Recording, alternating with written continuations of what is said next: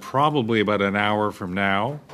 And I will be seeking from members unanimous consent to possibly continue for a further 15 minutes during the half-hour bells, so that we don't continue to we don't abuse our witnesses' time any more than we absolutely have to. So, as a preliminary matter, do I have your consent to carry on 15 minutes after the bells ring?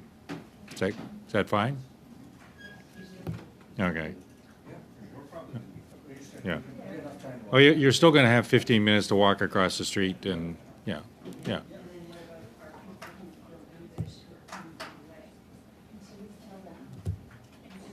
Okay.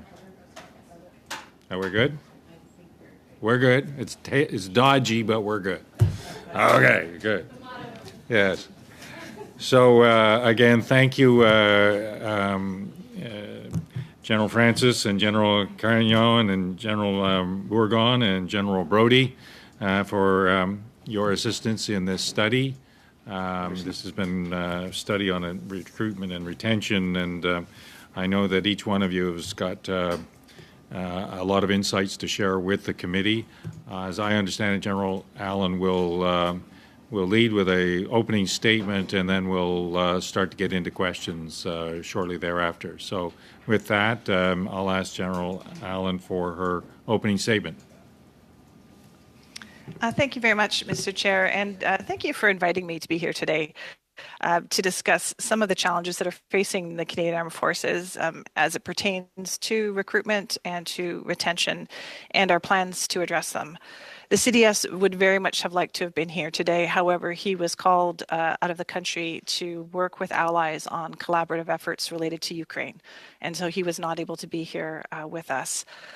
Les deux dernières années, the past couple of years have been tough for the CAF. Transform our institutional culture to make sure everybody who wears the uniform has a workplace where they feel psychologically safe and valued and free to be their authentic selves and to contribute to the very best of their abilities. And this has been taking place at the same time of a context of a global security environment that is more volatile and more dangerous than it has been in generations. The current war in Ukraine is front of mind for us, but it's only the most visible manifestation of a struggle that is ongoing between liberal democracies and autocracies around the globe, and it's been simmering for some time. Meanwhile, extremism, culture, conflict, polarization are challenges to our democratic institutions. Climate change and related natural disasters are driving instability and threatening people and property everywhere, including here at home in Canada.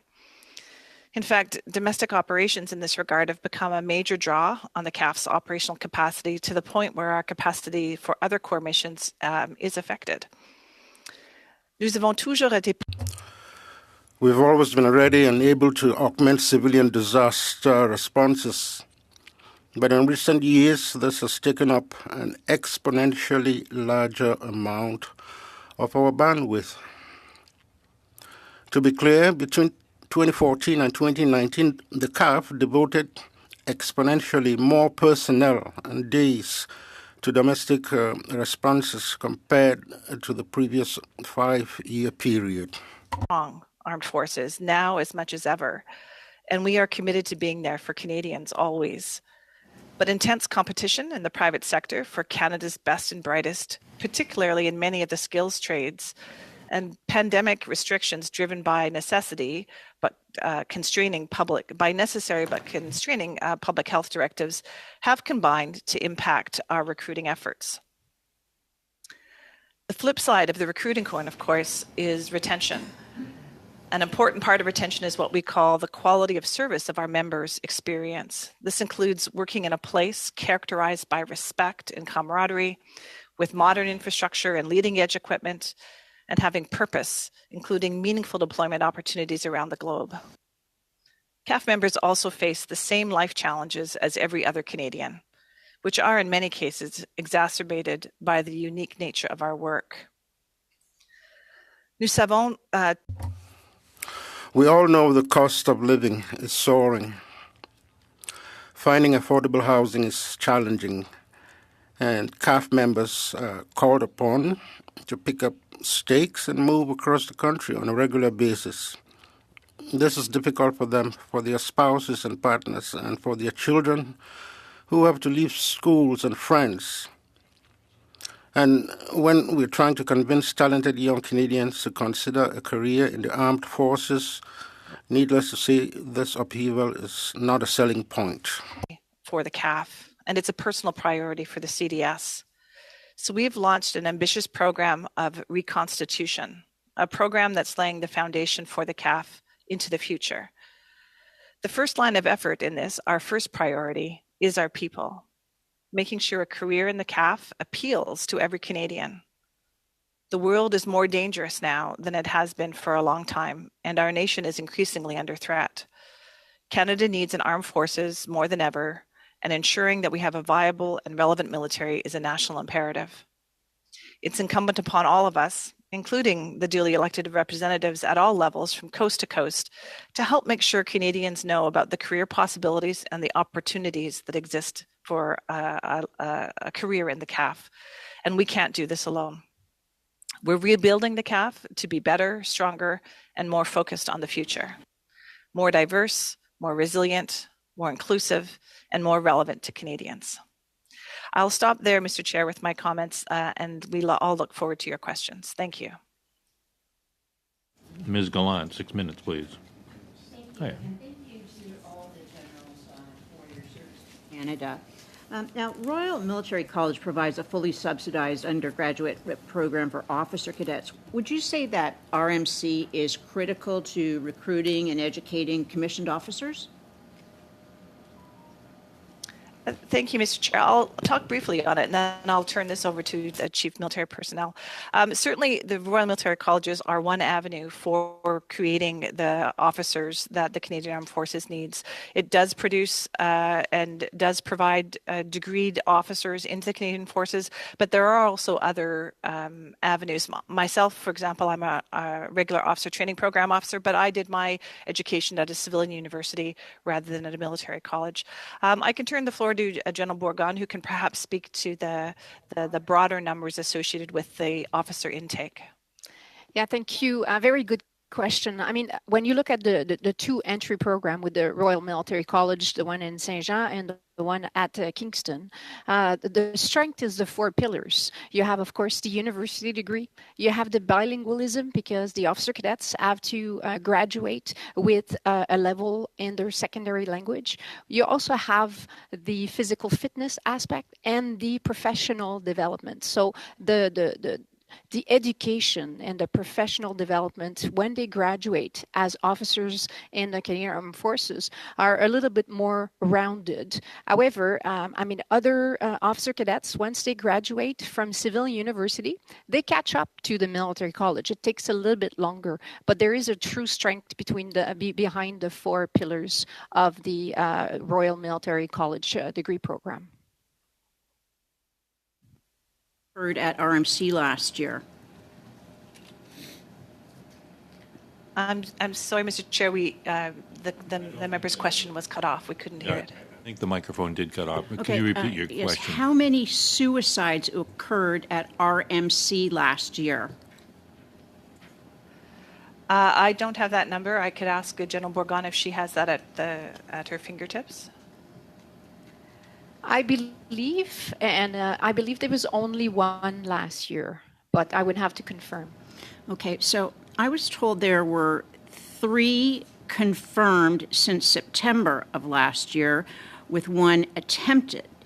And there seems to be a real push to refrain from providing any type of counseling to the students who are remaining there. Would that be conducive to keeping cadets in the program for them to continue on and be a part of the recruitment and successfully become a full member of the Canadian Forces? So certainly I think one of the elements that we take quite seriously, both from a I would say any traumatic event that takes place is trying to provide resources available to be they members at RMC or on deployments and operations when there are significant incidents that take place, to allow people to have the opportunity to be able to reflect, seek support, and discuss what they may be feeling and how they may be reacting to events that take place around them. There are programs that are available at RMC, and perhaps General Bourgon can speak to that. Yeah, thank you. Indeed, just in the last 2 years, they've just created a very interesting program. It's called Resilience Plus, and it's a program looking at as new officer cadets, developing the resilience talent, how they deal with adversity, counseling and mentorship and support. And they meet regularly to developing those skills and try to learn. Because I mean, when you go through military college, you have to remember that the selection process is very is difficult to go in. So those officer cadets, as they go in, have succeeded all the way through their education and learning and learn. Oh, sorry. Thank you. So, could you tell me what number of reported sexual assaults occurred at RMC this year, especially given that we have implemented a number of steps to ensure that reporting is done. And the reason I'm so concerned about this is that I'm told, and was originally told this back in 2015, that there's not a single female who graduates from RMC without having been raped. So I would like to know what the number was for 2021. So, Mr. Chair, I think these are statistics that we would have to get back to you with. I'm afraid we don't have them at our fingertips.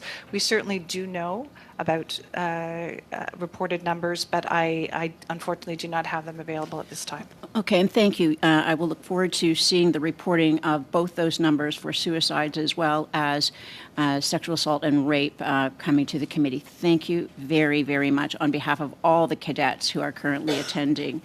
Now, another important aspect of retention is keeping the troops who are in Canadian Forces housing in livable conditions. But I'm told that people who actually report that there's a problem and when it doesn't get done, or if they happen not to be home or are called on short notice somewhere and the work doesn't get done and they call back, that they can be charged with a violation by the Canadian Forces Housing Agency. Is that type of practice actually in place? That is an important question, but unfortunately, Ms. Gallat has left no time for its answer, so if you could possibly work it into in response to another question. Mr. Spengelman, 6 minutes, please. Chair, thank you very much, and a very warm welcome to our senior leadership team of the Canadian Forces, and I'd like to thank, Mr. Chair, all of our witnesses for their service to our nation. I'd like to start with a proposition, which is that the nature of warfare and conflict really has changed fundamentally. Wars are different. They're more internally focused, sort of displacements. Cyber technology has become much more important. And there may have been, as a result of that, or maybe at the moment, a convergence of the skill sets between the private sector and the Canadian Forces. And I'm just wondering if I can get a quick reaction, whether that's a fair statement, whether that's a trend that you're discerning, that there's actually, because of the changing nature of what the Canadian Forces do, there's greater competition for those skills.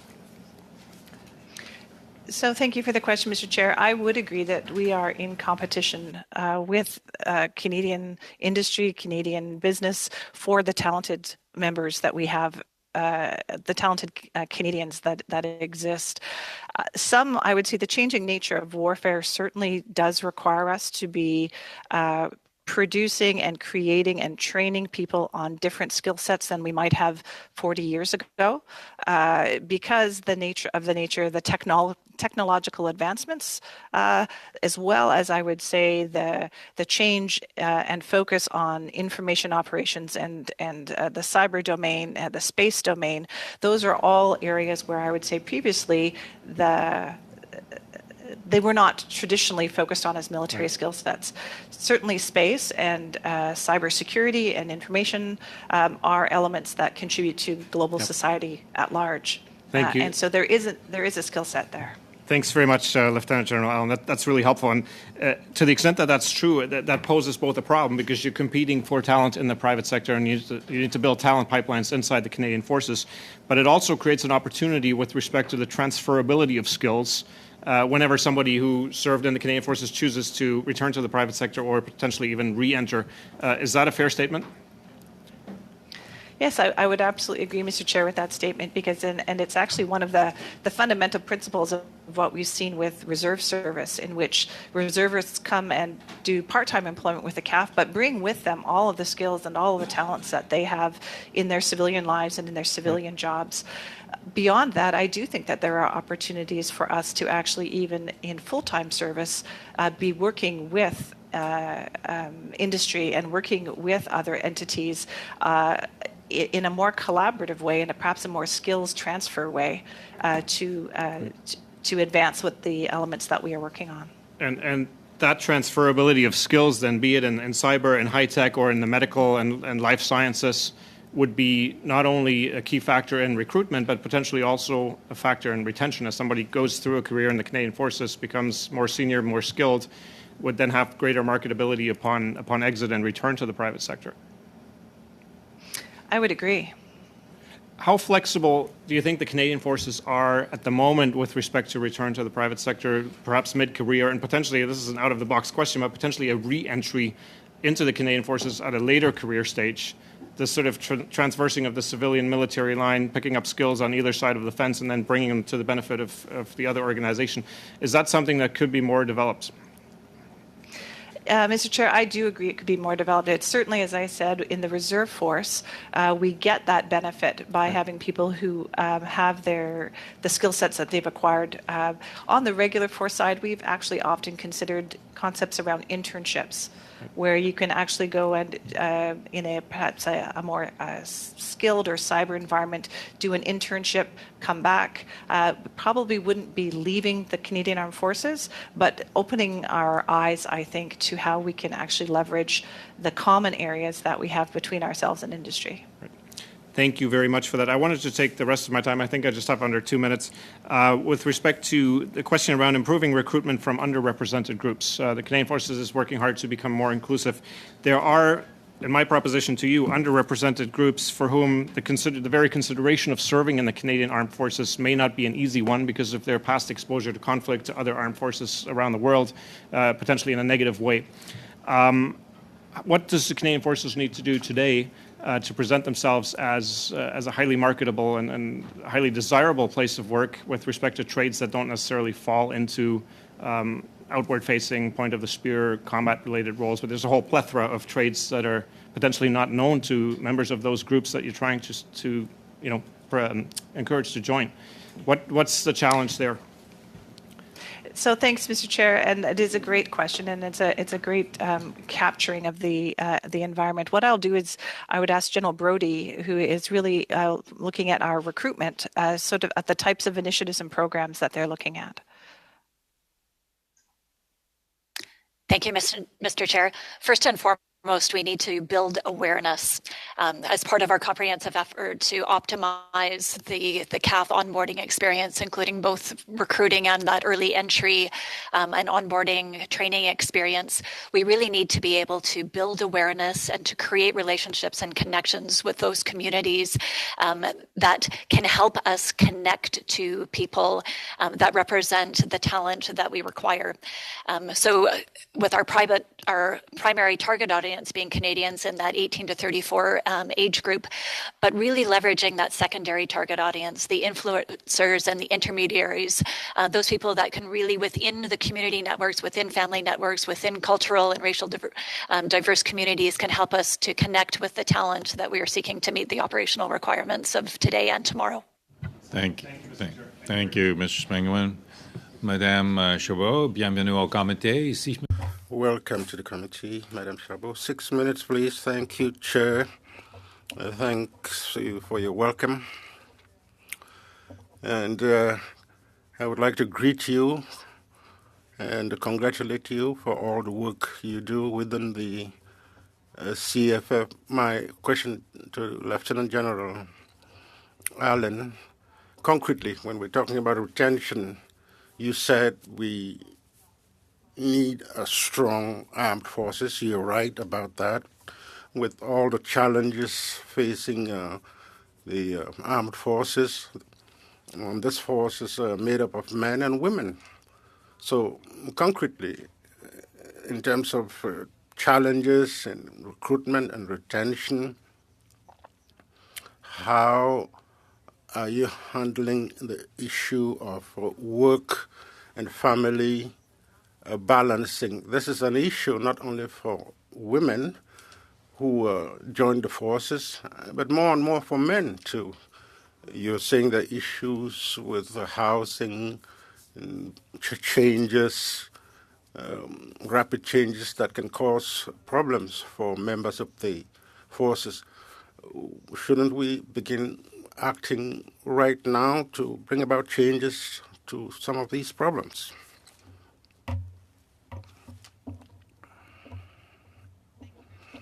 Chair, for the question.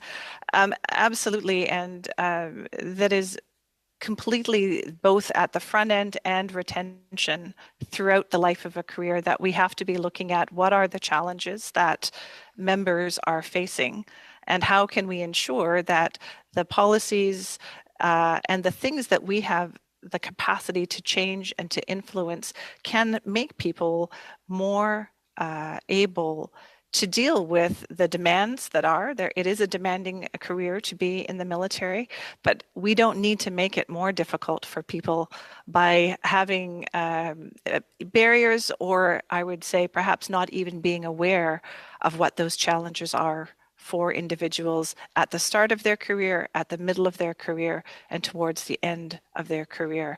And so with respect to attracting people, we need to make people understand the variety and the opportunities that can exist for men and women, for anybody who is interested, but then also recognize the barriers that people face at various points in their lives.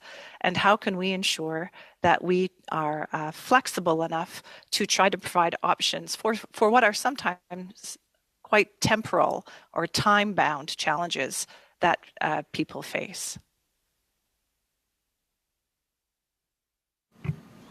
Merci. Thank you. But are there already some obstacles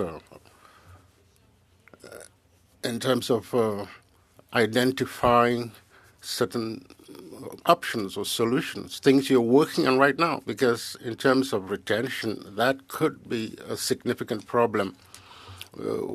Working conditions, if you say sometimes the private sector attracts the best candidates, it's certainly because there are issues relating to working conditions.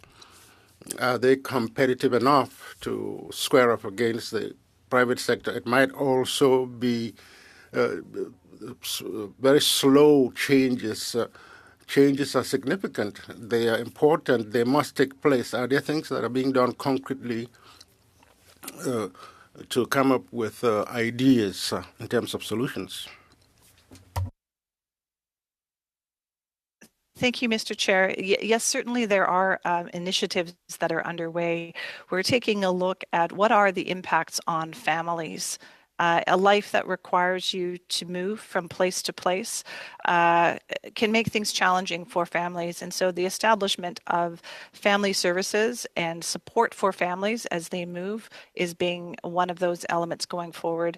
The introduction of, I would say, considerations around people's religious needs and the diversity of the religious environments that they come from, and making sure that we can try to accommodate the needs for spiritual leave, for time that is important. Again, trying to make it not appear that those elements of service that exist are barriers for who they are as individuals.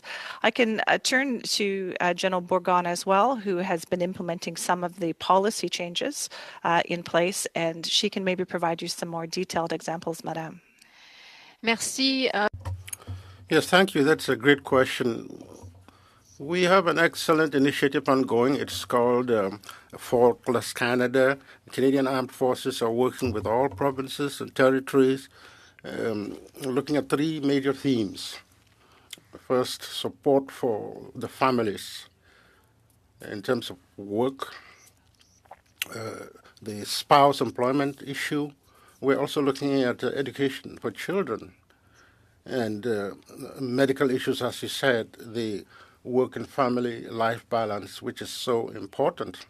So these three working groups, they're looking into issues of childcare, access to children during the day, and the same thing for schools. So these are some of the concrete measures we're trying to put in place in collaboration with provinces and territories. They do a lot of work on the ground in terms of retention. We know there are about 50% of our military members that have dependent children, and we know access to daycare is quite difficult. So there is another issue we are looking at with the Sang-Fai. We're working with the provinces to increase our capacity on a basis, and also national defense. Generally, we don't have a mandate to do daycare for children. Thank you. Appreciate it. Madame Matheson, 6 minutes, please. Thank you. Thank you to all the witnesses for being here today and your service, of course. One of the things, of course, that came out this week was a report coming on extremism, racism in the military. And as we've talked about that inclusion and trying to recruit, trying to attract people into the military, I mean, that plays a huge role in terms of how they look at their careers, how they will be treated, and of course for women in particular too, that sexual misconduct within the military. And I know that's on the minds of so many of those women currently serving and women looking to get into the military.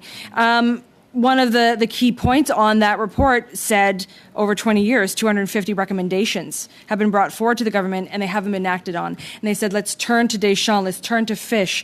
So in terms of your perspective, and I know that we've spoken about this through status of women in our report, the CFNIS was alerted as a big problem in terms of the chain of command and keeping that within the chain of command in terms of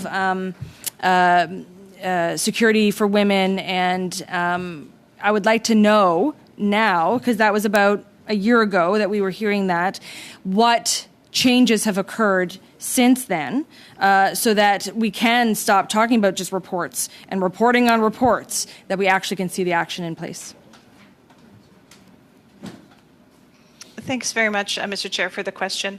And it was actually, as for those of you who would have seen the announcement on, I think it was Monday, by the minister, we are very appreciative of the work that was done by the Minister's Advisory Panel on Anti-Racism for pointing out, I would say, what are the factors, the realities from the people both with lived experiences, from the people that they heard, and said, you know, you have the information available, you need to act. And so that is certainly what we need to be doing. The experience of what we hear from our people, from our advisory groups who are there to help us identify the specific elements, as well as the many recommendations that have come before that, is where we have to go forward. And we've already undertaken a number of those initiatives moving forward and to address some of those aspects ahead of us. I would say that it is a challenge that we cannot shy away from, and we have many reports. The reality is we need to make sure that the activities and how we're addressing the various recommendations that we have result in a cohesive outcome. Sometimes the recommendations can be variations from other recommendations in different reports, and we need to pull those together to say, what is the outcome that we're looking for, and what is the best way forward. Some of the very simple things like exit interviews, like mentoring programs, like focusing on a character-based approach to selection of individuals, those items are already now underway within the Canadian Armed Forces, and we absolutely think that the work that the panel did was wonderful to be highlighting this to us again. So my question was more specifically, and those examples are good to hear for sure, but my specific question was about the issue with CFNS. I know that there were even contradictions between the Major General who was leading that, saying CFNAS wasn't part of the command structure, and yet it still was, and this became an issue in terms of the investigation with General Vance. So could you specifically talk about the recommendations that Deschamps and Justice Fish pointed out in terms of that, and how those changes are being made? So the CFNIS, as part of an element within the military police group, is independent of the chain of command where they are working. Their chain of command, they have a separate chain of command from the NIS themselves through to the MP group headquarters. But I will acknowledge that the Provost Marshal does actually follow under myself as the Vice Chief of Defense Staff for administrative purposes, to make sure that they are building programs that are necessary, to make sure that they have adequate funding, that they're focusing. But I don't have a role to play inside specific police investigations. That is the independence that exists. But Justice Fish's report certainly identified that there is a desire to perhaps create a greater perception of independence by having the Provost Marshal actually be an appointee outside of the chain of command. And we are examining that as part of the Fish report recommendations. Is there a timeline on when we can hear about where you're at in terms of those recommendations and on that Justice Fish recommendation specifically? So we have a responsibility to be coming back to and reporting on how we are progressing with the recommendations.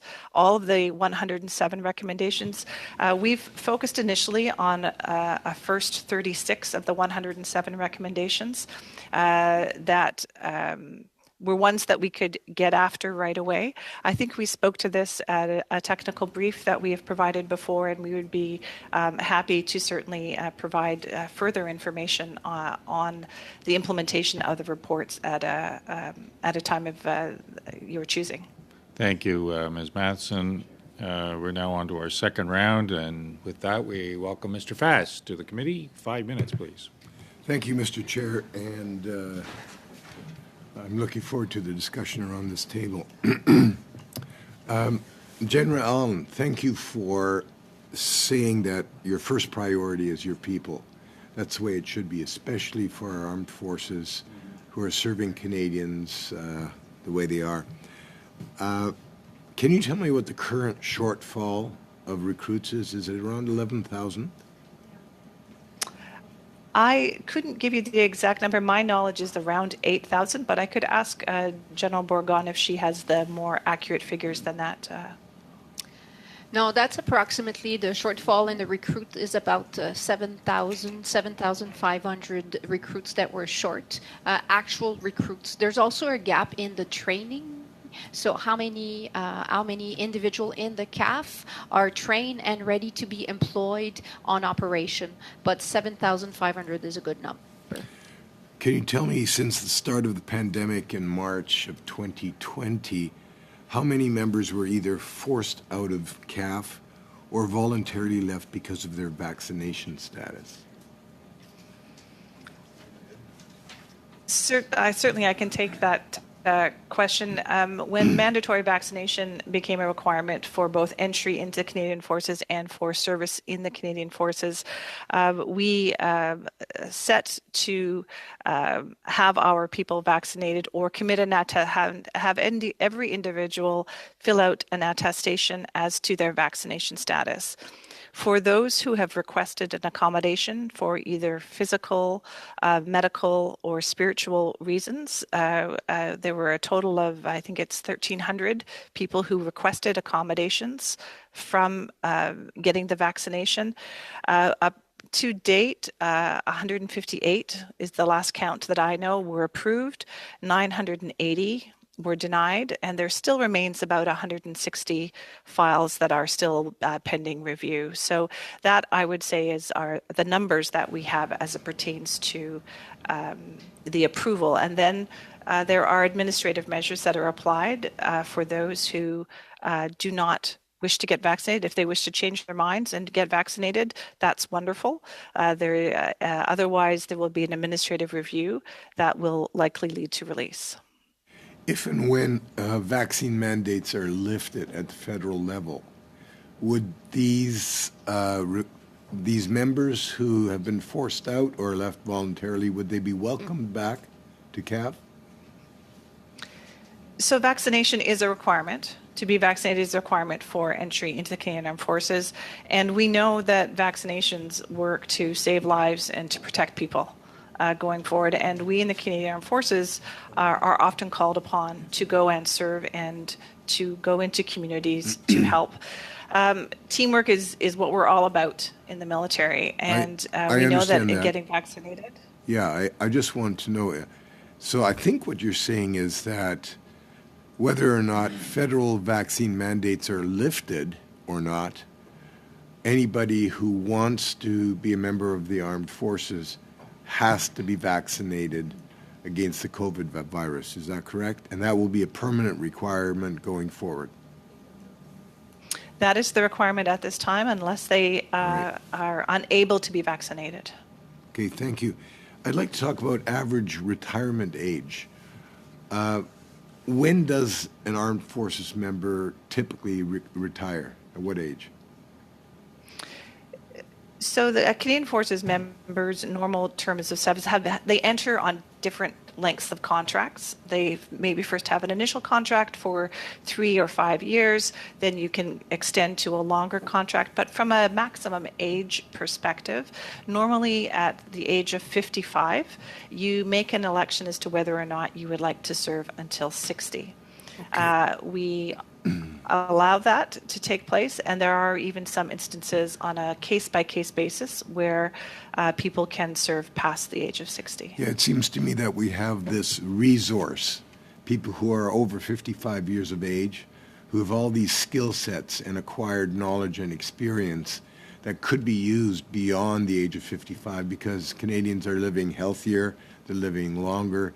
Do you have any plans to perhaps pursue a program that would allow members to serve longer, even if they don't comply with the fitness requirements? At this time, hasn't left you I'm any not time to really- answer that question, but I'm hearing an application by Mr. Fast for consideration for his Thank you. application. That would be great. Yes, yes. Join? Mr. Yes. He's a little light. He's a little light on the fitness requirements. Yes. Mr. May, 5 minutes, please. Thank you, Mr. Chair, and first of all, thank you all for being here to contribute and round out this study, and of course, thank you for your service and continued service. My first question, with respect to universality of service, we've heard that this principle may no longer reflect the realities of a modern military force. What work is CAF doing to reevaluate this principle? Thank you for the question, Mr. Chair. I'm going to turn this to General Bourgon. It's her team that are responsible for universality of service and its review. So over to you, Lise. Thank you very much, Vice. Excellent question, Mr. Chair. There is a review ongoing right now looking at modernizing really how we apply the universality of service principle across the CAF. And the new process that we're developing will be really scientifically tested based on approved generic tasks that are required from every member of the CAF, be it in the Army and the Air Force or in the Navy. And these tasks are things like, erecting a temporary shelter, performing sentry duties, administer first aid and CPR, and maintain and operate a personal service weapon. In total, we have about 22 of those tasks that have been assigned, have been decided that are essential for a basic soldier task. And these tasks have been broken down by their physical requirements, but also by their cognitive capacity. So, and they will be formed, of course, by a GBA plus analysis. So these tasks are going to be the baseline that will form our new minimum operational standard, and they'll be clearly defined and also measurable. At the end of the day, the reality is that, there is a unique requirement for all of our CAF members to be deployable and to perform, as I said, a wide range of tasks as soldier first, regardless of their occupation. So these minimum operational standards will guarantee our operational effectiveness, will ensure that we have a force that can quickly provide support in emergency across Canada and also in international operation. Thank you. And we've heard through testimony at this committee that most Canadians unfortunately have a very limited understanding of what a career in the armed forces looks like, what the requirements are to be that soldier.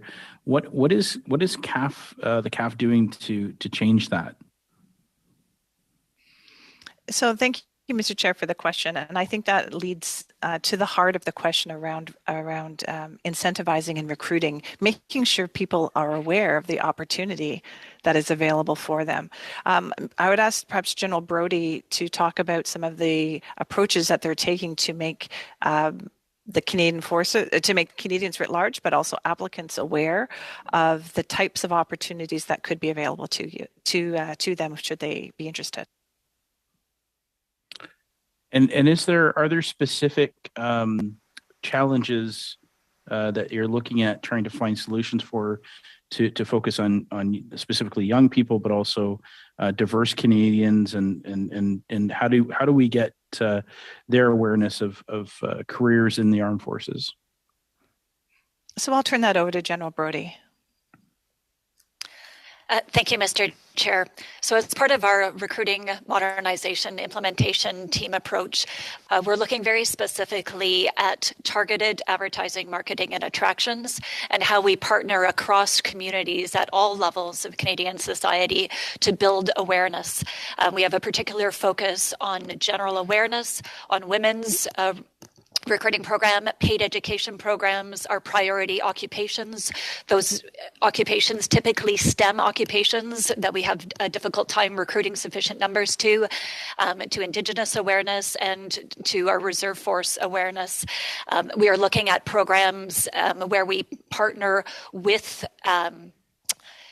various professional associations. We're leveraging our platform at forces.ca to provide that one-stop shop with respect to information around the Canadian Forces and all of the over 100 occupations that are active and that we're recruiting to on any given day.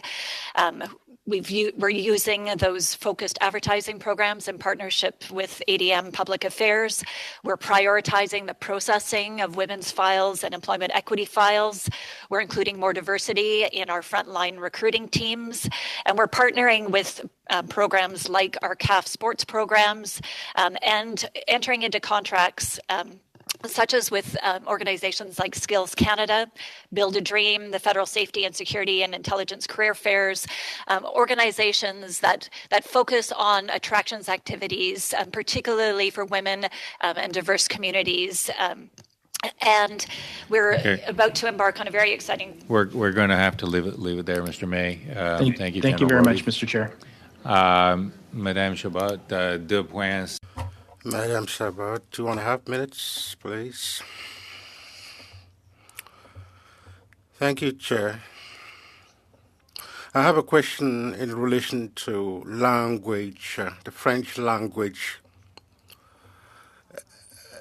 in terms of recruitment, in terms of a career, what role does that play in recruiting for members of the armed forces? We have heard, rightly or wrongly, probably rightly, that the French language is kind of a second level language in terms of training, in terms of when people are sent out to service. When you're talking about services for soldiers and their families, French language services hard to come by. Are you ready to give more significance to the French language within the Canadian Armed Forces? Thank you, Mr. Chair, for the question. And the member is absolutely correct. Bilingualism is a cornerstone, and it is a foundational part of who we are as Canadians and the Canadian Armed Forces. Promoting and the use of both official languages is certainly something that is important to us. We do have, I would say, I think it's a little over 400 what I would call bilingual Canadian Armed Forces units, and that's about 180 bilingual units in unilingual regions. That really speaks to what is the daily language of work, but as it pertains to being able to receive services in your linguistic preference, English or French, that is something that we need to make available to people regardless of where they are, so that the internal services that they can receive, the support that they can receive, is particularly when it's something that is about their personal services. We are, of course, challenged to make sure that our distribution of people is able to do that at all times and in all places. And I would say that we're not successful all of the time in being able that the first person that you contact is going to be somebody who can provide you service in your preferred language.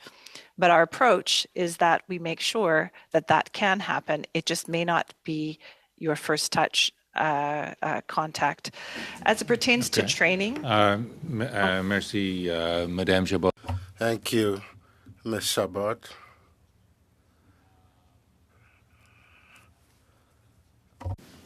Thank you, Mr. Chair.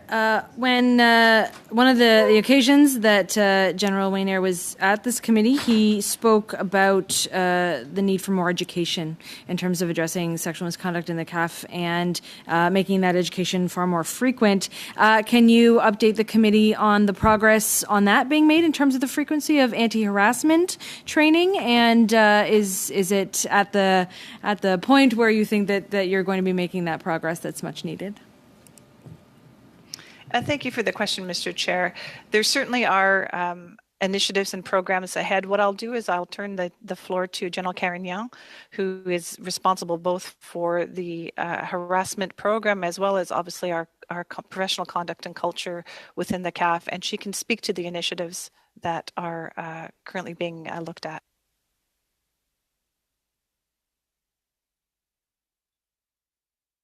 Thank you, Mr. Chair, for the question. So our programs are currently delivering what we call Respect in the CAF, which focuses at having our participants getting awareness about what sexual misconduct and how it happens and how they can manage these situations in a better way. We have also undertaken various training and set forward training to favor or to foster an environment that is more inclusive so that these type of misconducts are mitigated or are less prevalent. So for example, inclusive behavior and inclusive leadership are part of the development that we have also set in motion. So we have we have a multi-pronged approach in that space, and it's not about strictly providing training, but it's also creating the environment and providing skills to leaders to foster the environment that will be less foster any type of sexual misconduct or misconduct as a whole. Masson, Mr. Zimmer, 5 minutes. Welcome to the committee. Thank you, Mr. Chair, appreciate the opportunity, and thank you for our witnesses for appearing today. I mean, as you know, Canada's role in the world is a peace through strength kind of model. And I think the challenges that we've seen in past years is adequate investments in the military. And we're talking about retention. And so our number one asset when it comes to the military are our people. I'll just say a quote from Royal Military College of Canada's Sean Maloney has said, "Posture has to be maintained to be credible both to our potential enemies and our allies." So my role, if you don't know, is Shadow Minister for Northern Affairs, Arctic Sovereignty, and Northern Economic Development. So I'm going to ask my questions based on the Arctic in the north, in that perspective. The concern that we're having adequate enough people in the north is a concern. It's a concern to all Canadians, I believe, but if you live in the north, and in the Arctic specifically, you're very concerned with the lack of presence of our military up there. So a couple of questions for you. How many military are stationed full-time in the north? And I'll qualify the north as the Arctic area of Canada. So thank you for the question, Mr. Chair, and I'm afraid I'm probably not going to give the exact answer from a numbers perspective. I would say our most northern, our largest northern base, it would be Joint Task Force North in Yellowknife. So that is where we have the greatest footprint. Sure, and there are, of course. Yeah, go ahead. There are, of course, Canadian Rangers who are stationed throughout northern communities and perform an incredibly important role for us as it pertains to awareness, support to communities, as well as other types of support tasks that are needed when there's activity in the north, right. So they can contribute towards. Right, and we certainly appreciate the Rangers and all what they do for our country. I guess what I would ask you next is, what recruiting efforts exist to recruit that northern individual that likely will stay in the north once they've been trained, and they'll come back and they'll actually stay and serve out their time in the north. I guess, what are the efforts and what specifically are you doing to reach out to northerners to serve in the north?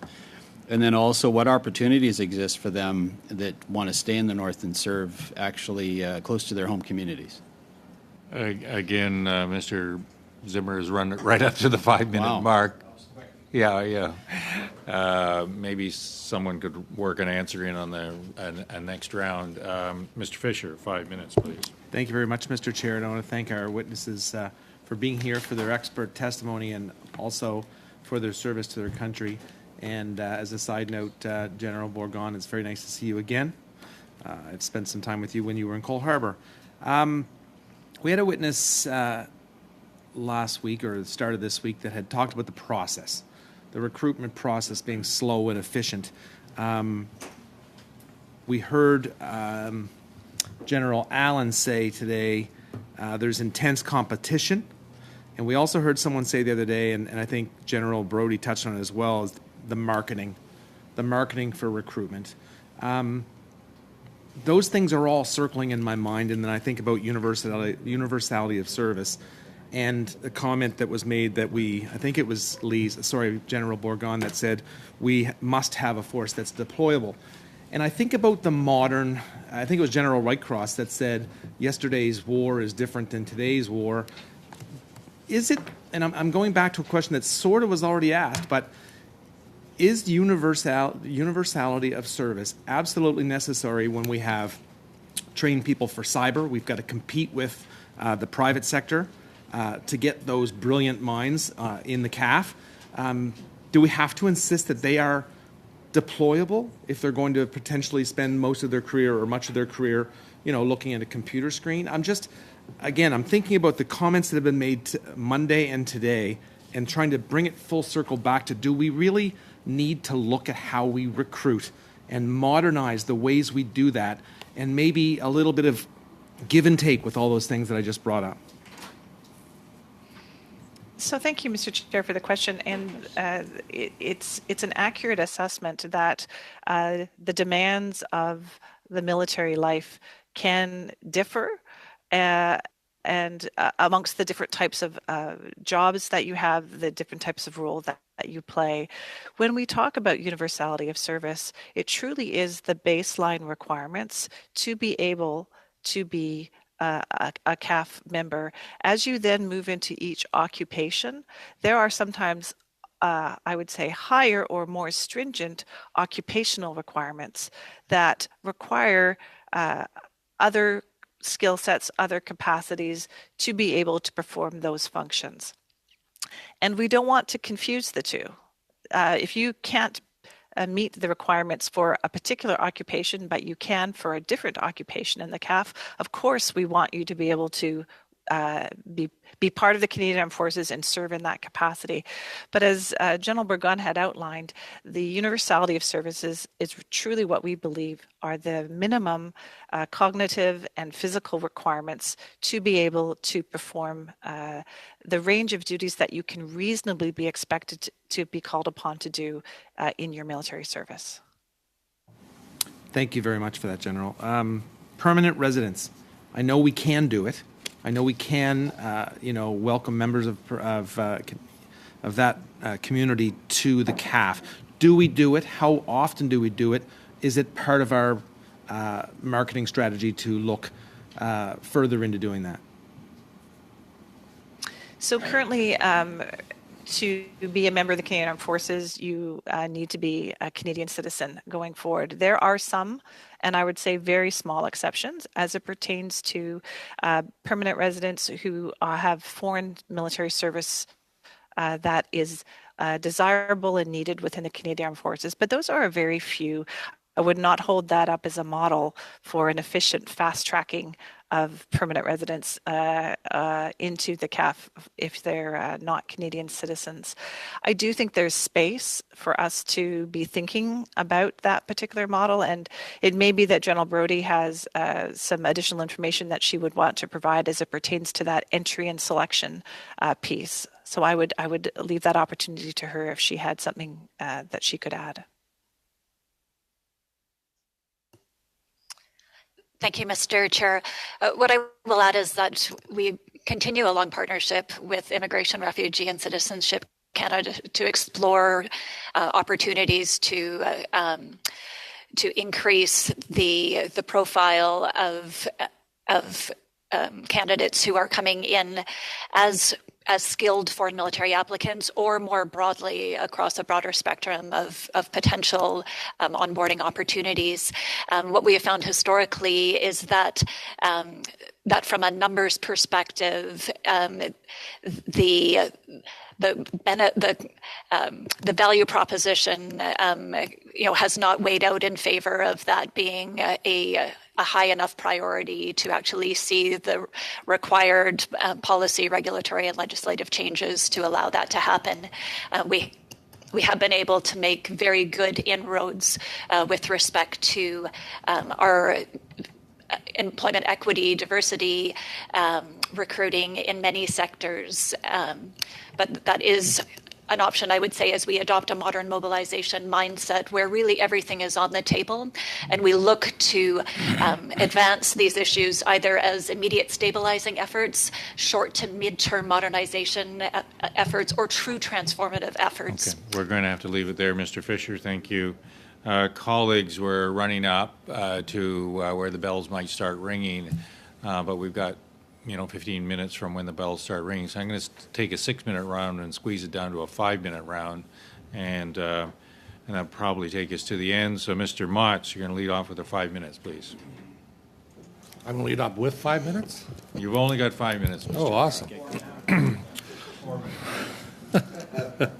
Thank you very much, and thank you, generals, for being here, and thank you very much for your service. I was intrigued,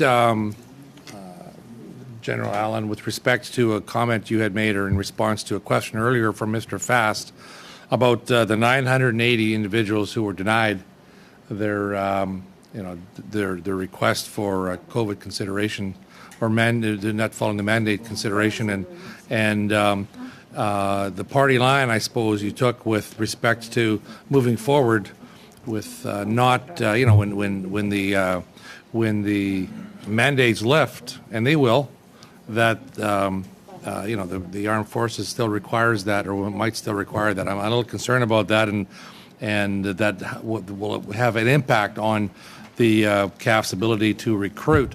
So I asked retired General Whitecross on Monday this question, and I'll put it to you, General Allen, specifically. I know you're not retired, but if you, in your role that you have specific to retention and recruitment, if in an ideal world, how would you fix, if you had one or two things that you could say, you know what, we need to fix this in the Canadian Armed Forces in order to properly retain and recruit people, what comes to mind for you off the top of your head with your experience doing it? And I certainly open it up to the rest of your staff to respond as if you miss something. This is an ideal world. You're in charge. What would you do? Thank you, Mr. Chair, for the question. In an ideal world, and I think one of the things that we need to do is to have our policies that are more tailored to the realities that people face at different times of their career, and have the flexibility to be able to manage your professional demands and your family demands going forward. The initiatives that General Bourgon spoke about, the Seamless Canada initiatives, if we could get the level of provincial, federal support to families, to military members, for cross-border recognition of qualifications of spouses, I think that goes a long way to actually making the demands of our lifestyle in the military easier. And that makes staying in the military and having the fulfilling careers that we can have less of a choice that it seems that you're making between professional success and the success of your family. So in an ideal world, that is where I would focus, is on creating those opportunities for flexibility at the different parts of people's careers where they need it, for men and for women. I think Mr. May mentioned it earlier, and it was certainly mentioned by other witnesses. We talked about the universality of service. And, we think of, national defense has the largest intelligence component in all of the apparatus of national security intelligence in our country. And not everybody in that particular realm, is a regular force warrior mentality individual. And I'm wondering, if we're talking about cybersecurity and the need for cybersecurity and all the, the digital world that we're facing, would it not seem logical that there'd be some serious relaxation of the universality of service, even specific to certain career paths? There's 105 career paths, we've been told, or somewhere around that within the armed forces. Would it not make sense that, we're trying to recruit the best people for these positions? Can latitude not be exercised in some of these? What I would say is I think that the workforce composition that's needed for different types of activity varies. So, an infantry platoon, it'll be mostly military personnel. When we talk about the security and intelligence apparatus and those programs, that is a combination of skilled public servants, of allied capabilities, of military soldiers, sailors, aviators. So it is a combination. Some of the work environments are heavy investment in CAF force members. Others are hybrid of multiple different types of employee. And while it may be that not everybody who works, for example, as you say, in the intelligence domain is going to deploy all the time, those military members who are part of that organization do have to be able to perform the minimum military functions that are required. Thank you very much. But we have the diversity. Yeah, thank you. Madame Lambropoulos, 5 minutes, please. Thank you, Mr. Chair, and I'll be splitting my time with Ms. O'Connell. So, my questions to you. First of all, Generals, thank you for being here with us to answer our questions and for your great testimony. My first question, or probably one of my only questions, is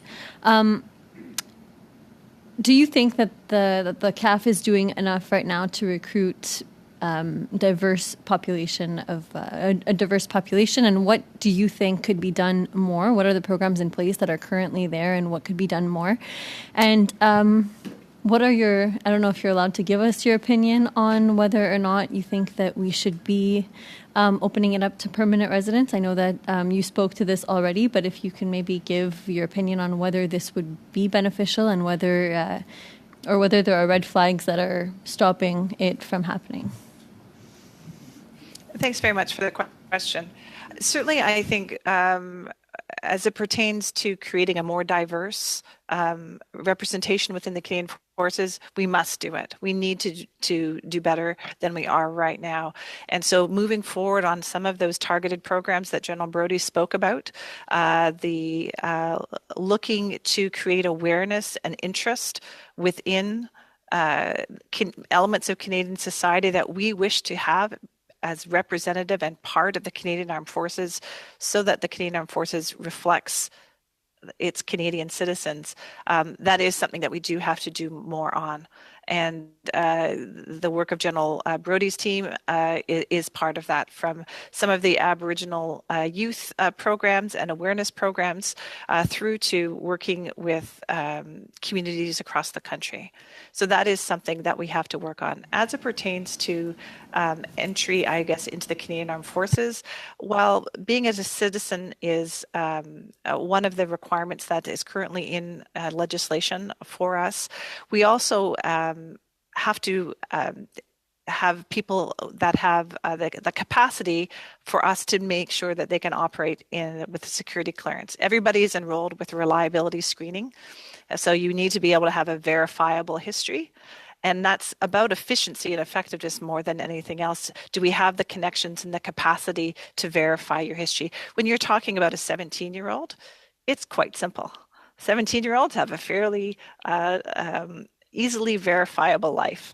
It's becomes a little bit more complex with a 30-year-old who has not been in Canada for more than, say, 3 years, because then your capacity to have the time to do a background verification is more complex. That's not to say that somebody who becomes a citizen can't do that, but these are a numbers of the considerations. It's not just about at entry. All right, thank you.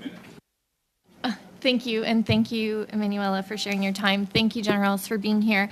My question is in regards to vaccination as well, because on the RMC website, there's a list of things that are required for recruits to bring, and one of them is actually your vaccination booklet, because the RMC requires vaccination for things like measles, mumps, tetanus, and all these other your vaccination status that is required to enter education programs in this country.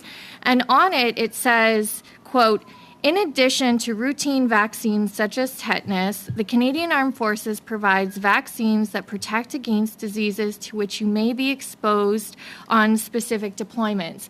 So, does the Canadian Armed Forces have any intention of no longer requiring protection for its members from things like measles, mumps, malaria if they were to travel into those places, or is that something that is just political, as the Conservatives have suggested?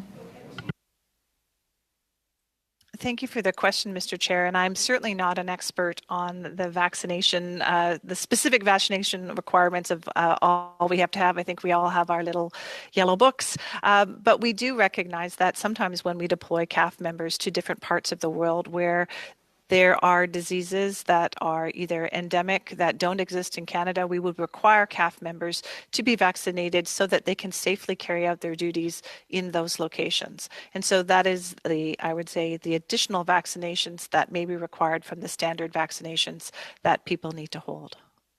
Ms. O'Connell. Madame Chabot, 5 minutes, s'il vous plaît. Madame Chabot, 5 minutes. Thank you. And your question in relation to language, that's the French language, within the Canadian Forces, your answer suggested that you were aware of this and you're aware of the importance of the issue, but concretely, is there a plan in place to improve training? Some of the testimony we've heard, most of the testimony was in the English language and not too much in the French language. Is there a concrete plan in place to work to improve this issue? Thank you, Madam. Our goal is always to make sure that courses are available for members of the forces in French and in English. But because the population of the forces, there is a disparity between the number of Anglophones and Francophones that in this area. Sometimes we do have more courses in English. So we could have a first course in English, a second course in English, then after that a course in French, and then followed by a course in English, just to make sure that we do have courses available for members of the forces, that these courses are available. But unfortunately, if you have to wait too long for a course in your language, sometimes you might have to wait a few weeks or a few months before a course in your preferred language is available. So we sometimes offer assistance to members if they want to participate in a course in a language that is not their mother tongue. We offer assistance either in French and English, but it is indeed true that sometimes we are not able to offer courses in both languages with the same frequency. If I ask you this question, it's because we are looking at a study on recruitment and retention, and these are critical issues. In that light, it can seem to some members of the forces that it's rather a barrier rather than a motivation in terms of career development if we are forced to become assimilated into a language. I think the efforts to be made. My last question, in the private sector, which draws more skilled and talented people, what can you concretely do to counter this? Or to make sure that the Canadian forces are at least at the same competitive footing.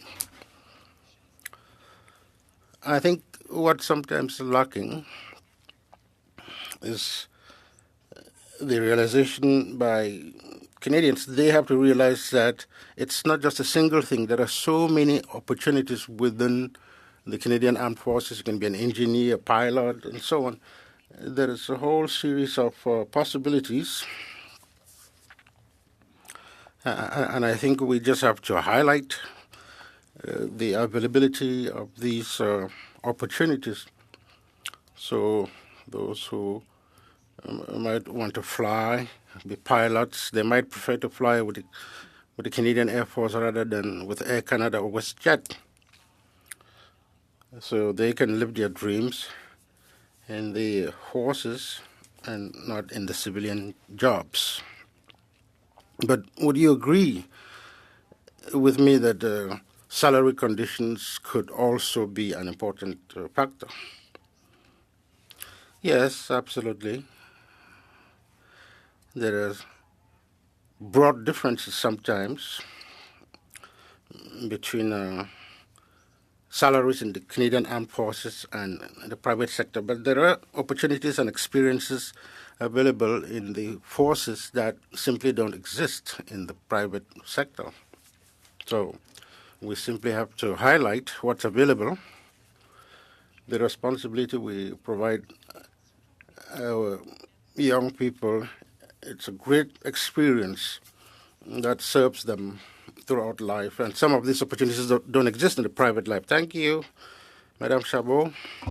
Madame Asson. Thank you, Mr. Chair. General Bourgon, you wrote document on employment equity, and you had several recommendations. One of them, of course, it was to fully implement the Women in Force program in the country. It was a pilot program, I believe, that was run. Can you talk about that, whether that's actually happening and your reasoning behind that? Yeah, the Women in Force program was implemented as a pilot project around pre-COVID to really give the chance to women to try really for a few days the military life, gain more information, because we've talked about it, that Canadians are not aware of what the military is about. So it was a safe space for women to give it a shot on the physical fitness, understanding the different occupation. Sadly, we had to stop because of COVID, but this is a program that we're looking at reinserting in our program, because I think it's an awesome program for people, mostly women, to try without the pressure. And we're going to start in the foreseeable future to look at this program again, because there was some great benefit for women. If they didn't want to join, at least they understood what the military, and we've known through the research that women join the military more as a word to mouth. They know someone that has been in the military, or with advice from family or friends. And if more people have the chance to try this program, it will be a success to try to sell it to the women in the Canadian population. You said that it was very successful pre-COVID. What were the numbers? How many did you get? How many women did you get in versus how many stayed? Do you have those numbers for the committee? Oh. I don't have them with me anyway. I would have to take this in notice and provide this information at a later date. That would be great. Thank you. One of the other recommendations that we had from the Status of Women Committee to the Government of Canada was to establish an external defence advisory committee on women and minorities in the Canadian Armed Forces. Could one of the witnesses, I guess that it best applies to, comment on that recommendation and say whether you believe it has merit and it should be followed through with? So I'll turn that question potentially to General Carignan, who has been looking to provide our, I guess, a viewpoint on the best ways for us to get consulting different groups out there. So Jenny, perhaps if you want to jump in there.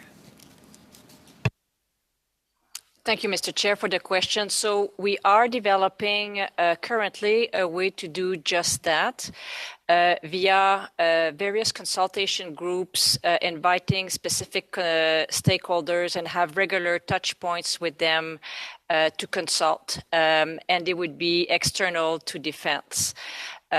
Internal to defense, we have also our defense advisory groups who provide a lot of awareness on employment equity seeking groups and provide us again the data that allows us to devise and design initiatives to increase diversity, to increase again an environment that is safe and welcoming. So there's two pieces to that. We need to do our work internally via our defense advisory groups, but also externally via the advice of various stakeholders who have lots of expertise in that space. Thank you, Ms. Madison. And with that, it'll bring to a conclusion our time. On behalf of the committee, I want to thank you, each one of you, for your excellence in presentations.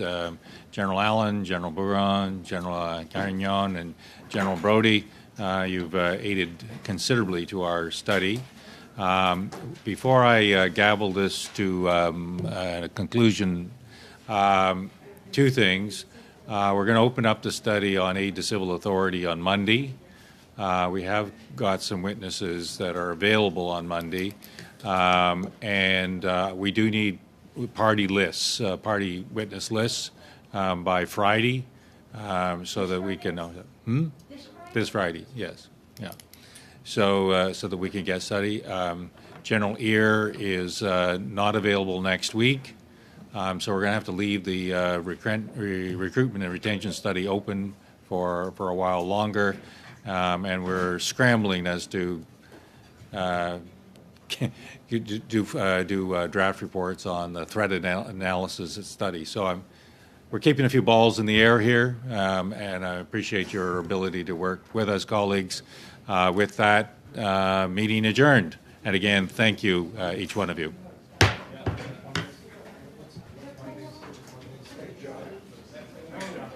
Okay, Bob.